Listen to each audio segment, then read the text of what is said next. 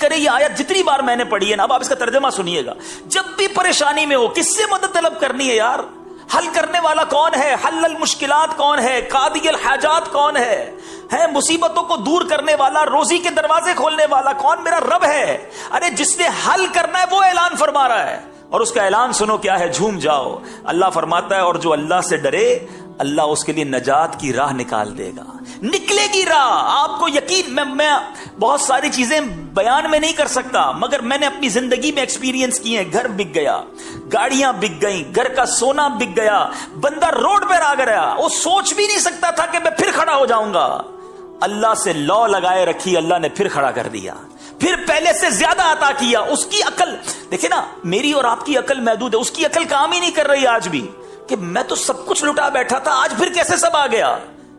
کیوں؟ اب اگلی آیت کا جز پڑھیے, اور اسے وہاں سے روزی دے گا جہاں اس کا گمان نہ ہو. آپ کی امیجنیشن نہیں ہوگی, اللہ ادھر سے دے گا, گمان بھی نہیں ہوگا. اور اللہ فرماتا ہے جو اللہ پر بھروسہ کرے تو وہ اسے کافی ہے. اللہ کافی ہے, بھروسہ کرو اس پر.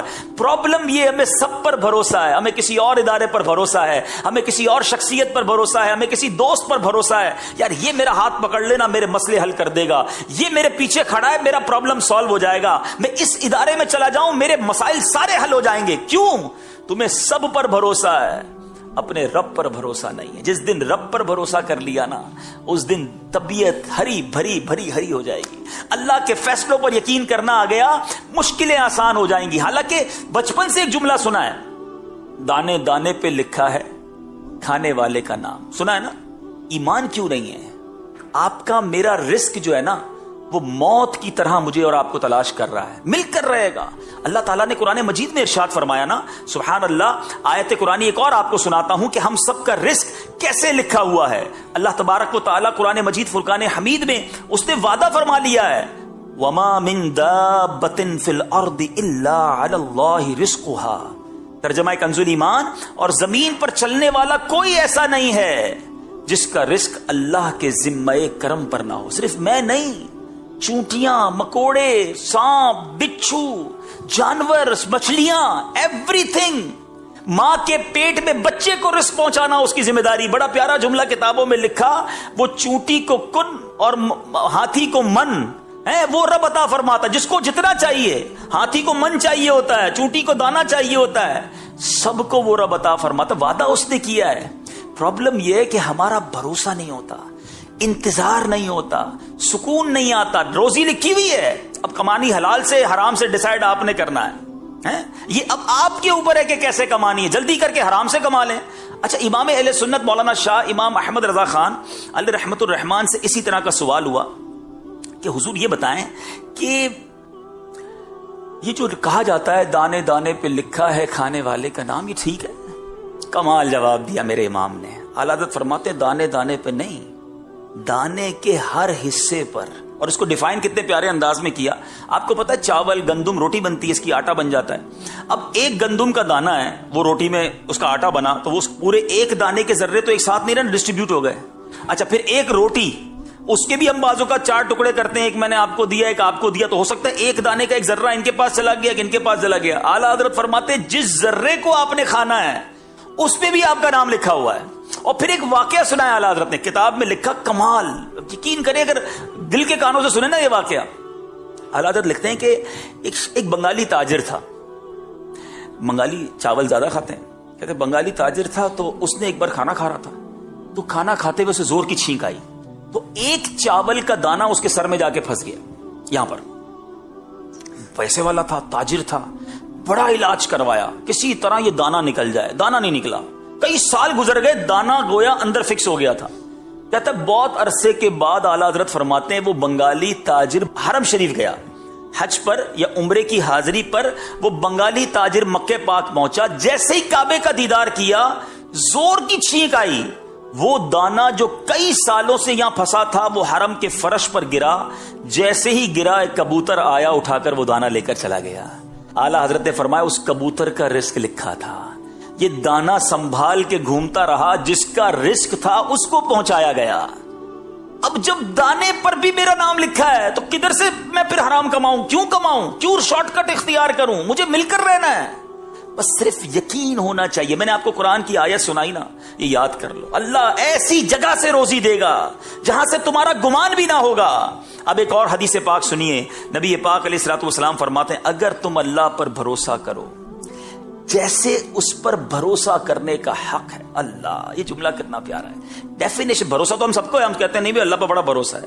حق کیا ہے, یقین کتنا ہے, بلیف کتنا ہے.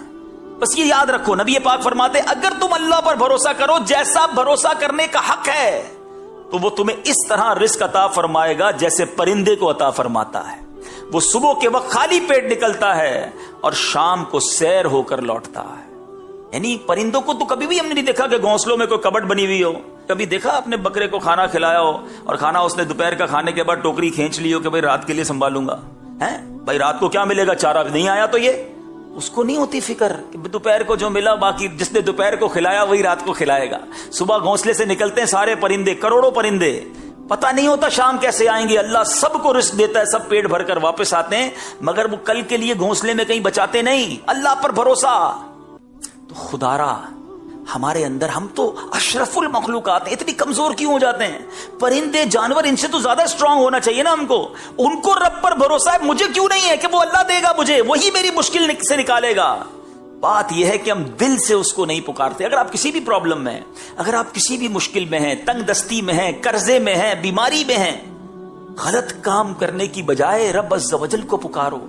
وہ ساتھ ہو گیا نا تو ساری مشکلیں آسان ہو جائیں گی. میرے لیے پہاڑ ہے نا, مجھے فیل ہوتا ہے کہ یار یہ بہت بڑا پہاڑ ہے. آپ نے دیکھا ہوگا چونٹی کے سامنے سیب رکھ دیں, وہ اس کے لیے پہاڑ ہے. میرے سامنے بہت بڑا پہاڑ ہے, مگر جو خالق کے کائنات ہے اس کے لیے تو 18,000 کائنات ہیں نا. 18,000 کہا جاتا ہے جہان ہے اس دنیا میں, تو زمین تو ایک حصہ ہوا, اس کی کائنات کا تو کوئی کنارہ ہی نہیں. اس کے لیے میری مشکل, اس رب کی شان تو شان ہے. رب کے محبوب کے بارے میں اعلیٰ حضرت فرماتے ہیں نا, تنکا بھی ہمارے تو ہلائے نہیں ہلتا ہے. آقا تنکا بھی ہمارے تو ہلائے نہیں ہلتا, تم چاہو تو ہو جائے ابھی کوہ محن پھول. محن کہتے ہیں مصائب کو, پریشانیوں کو. یا رسول اللہ ہمارے لیے تو تنکا بھی ہٹانا مشکل ہے, آپ چاہیں تو یہ مصیبتوں کے پہاڑ بھی پھول بن جائیں. آپ کرم فرما دیں تو پھول جیسے معاملات ہو جائیں گے. تو پکارے نا ان کو جن کے لیے کوہ محن بھی پھول ہے. مگر ہم شارٹ کٹ, ہم بعض اوقات کہتے ہیں میں ٹھیک کر لوں, اور ہم ٹھیک کرتے کرتے غلط کر دیتے ہیں. ہم صحیح نہیں کرتے, ہم اپنی آخرت بھی برباد کر لیتے ہیں. ہم سمجھتے ہیں میرا یہ اسٹیپ مجھے اس مصیبت سے نکال دے گا. وہ شاید ہمیں دنیا کی مصیبت سے تو نکال دے مگر اخروی مصیبت میں ڈال دیتا ہے. وہ اللہ کی ناراضگی والے معاملات میں ہم پڑ جاتے ہیں. میں جانتا ہوں, یقین کریں میں جانتا ہوں, میری فیملی ممبر کی میں آپ کو بات کر رہا ہوں اس لیے کہ آپ کو اندازہ ہو جائے. کروڑ پتی ہیں, اتنا اللہ نے نوازا ہے, مگر میں اس گھر کے کرب کو جانتا ہوں کہ اس شخص کے بھری جوانی میں دونوں گردے فیل ہو گئے. میں اس کرب کو جانتا ہوں, میں اس کیفیت کو روز میں, بہت میرے قریبی ریلیشن ہے, اللہ نے بہت نوازا ہے. اگر گردے ہی نہیں ہیں, ہفتے میں 3 دن ڈائلیسس, بندے کی آدھی لائف تو ہاسپٹل میں گزر گئی نا. پیسہ بہت ہے, میں آپ سے پوچھتا ہوں میرے گردے سلامت ہیں, یہ بڑی نعمت ہے, یا میرے بینک بیلنس میں 10 کروڑ ہیں اور دونوں گردے فیل ہیں؟ اپنے آپ سے پوچھو. پرابلم یہ ہے ہم نے لائف کی لگژریز کو پیسوں سے تولا ہے, ہم نے سہولتوں کو سمجھا ہے کہ یہی زندگی کا سب کچھ ہے. ایسا نہیں ہے. سکون سب سے بڑی چیز ہے. اگر آپ کے بچے فرما بردار ہیں اور آپ کے بینک میں پیسے نہیں ہیں, مگر آپ کے بینک میں کروڑوں روپے ہیں اور آپ کے بچے نافرمان ہیں, پوچھو ان والدین سے کہ وہ پیسے کو محبت کر رہے ہیں یا بچوں کی نافرمانی پر رو رہے ہیں. نہیں نیند آتی یار. جس کے بچے شرابی, کبابی, جواری, جس کی وجہ سے روزانہ ماں باپ مرتے ہوں اور جیتے ہوں, پیسہ کیا چیز ہے اس کے آگے؟ کئی نعمتیں ایسی ہیں جن کا مول نہیں ہے. اور حرام کا راستہ اختیار کر کے یاد رکھنا, ایک بات ہمیشہ یاد رکھنا, مشکل تھا آپ کے لیے, مشکل تھا ان سب کے لیے, اور کمال کیا انہوں نے جنہوں نے حرام چھوڑ کر حلال اختیار کر لیا. مگر یاد رکھنا جس دن کوئی حرام میں پڑ گیا نا, پھر واپس آنا بہت مشکل ہوتا ہے. بڑا شاندار اسٹیپ زندگی میں ان لوگوں نے اٹھایا. میں سلام پیش کرتا ہوں انہیں. مجھے اندازہ ہے اس بات کا کہ جو حرام کما رہا تھا, بڑھ زیادہ کما رہا تھا, چانسز تھے, اس نے وہاں سے اپنے آپ کو نکالا ہمت کر کے اور حلال کی طرف آیا. میں جانتا ہوں بہت سارے ایسے لوگوں کو جانتا ہوں جو حرام کما رہے ہیں, نہیں نکل پا رہے. ایسا سود نے جکڑ لیا ہے، ایسا حرام نے جکڑ لیا ہے، ایسا قرضوں نے جکڑا ہوا ہے، ہمت ہی نہیں ہو پا رہی کہ یار یہ نکلوں کیسے، غلط کر رہا ہوں، حرام کر رہا ہوں، نہیں نکل پا رہے، کیونکہ وہ پنجے گاڑ لیتا ہے، شیطان کب چھوڑے گا؟ لیکن اس سے بڑا بدنصیب کون ہوگا کہ جو حلال کماتے کماتے حرام کے دریا میں جا کر گر گیا، پھر شاید زندگی میں موقع نہ ملے باہر نکلنے کا۔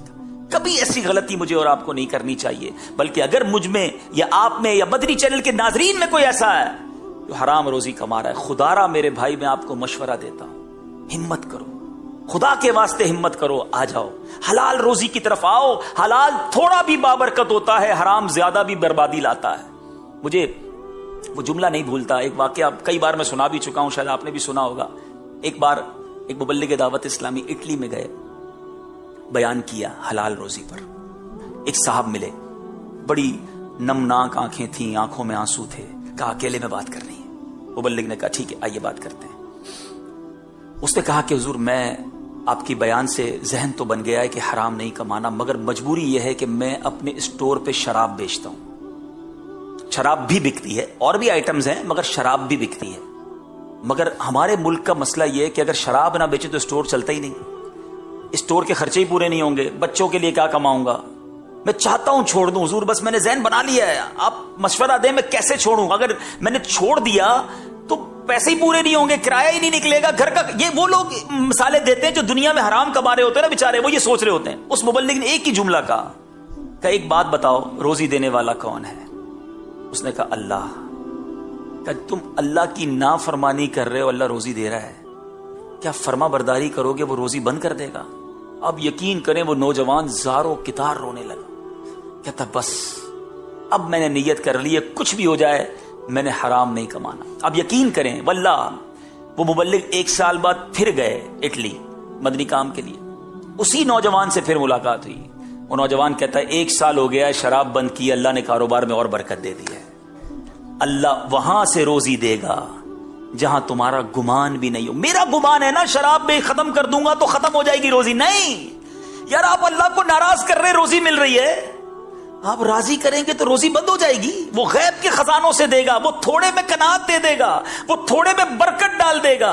جو معاملہ میرا لاکھوں کروڑوں میں نہیں ہو سکتا تھا وہ اللہ چند روپوں میں کر دے گا، وہ مالک ہے۔ میری عقل محدود ہے، سمجھو۔ ہمیں بعض اوقات میں اور آپ اپنے مسائل کو اپنی عقل کے پیمانوں سے دیکھتے ہیں، یہ پاسبل ہی نہیں ہے، یہ ہو ہی نہیں سکتا۔ کس کے لیے؟ میرے لیے۔ ان اللہ علی کل شیء قدیر، اللہ ہر شے پر قادر ہے، وہ تو کر سکتا ہے نا، میں اس سے مدد مانگ رہا ہوں۔ میں کمزور، وہ طاقتور ہے، میں کچھ بھی نہیں، وہ سب کچھ ہے۔ ارے اس نے مجھے بنایا، اس نے یہ کائنات بنائی، اس کے لیے میرے مسئلے حل کرنا کیا مشکل ہے؟ میں اس سے دوستی کر لوں، میں اس کو پکاروں، میں اس سے مدد طلب کروں۔ اللہ اکبر، ایسے معاملات ٹھیک ہوں گے۔ میں آپ کو ایک وظیفہ، ایک آیت، ایک اشارہ دینا چاہتا ہوں، سبحان اللہ۔ یقین کریں اگر آپ کو یہ یاد ہو جائے نا، آپ میں سے کوئی کسی مشکل میں ہے، پہلے اس کا پس منظر بیان کر دیتا ہوں۔ اللہ تعالیٰ نے اپنے ایک نیک صالح بندے کے الفاظ نقل کیے، بندے نے الفاظ کہے تھے، اللہ نے وہ الفاظ قرآن میں بیان فرما دیے۔ اچھا، اس بندے کو ان الفاظ کہنے کا فائدہ کیا؟ وہ کیا تھا کہ وہ بندہ فرعونیوں میں سے تھا، فرعون کے لشکر میں وہ تھا، فرعون کی قوم میں سے تھا، مگر اللہ تعالیٰ نے اس کو فرعون کی بری چالوں سے محفوظ رکھا۔ جب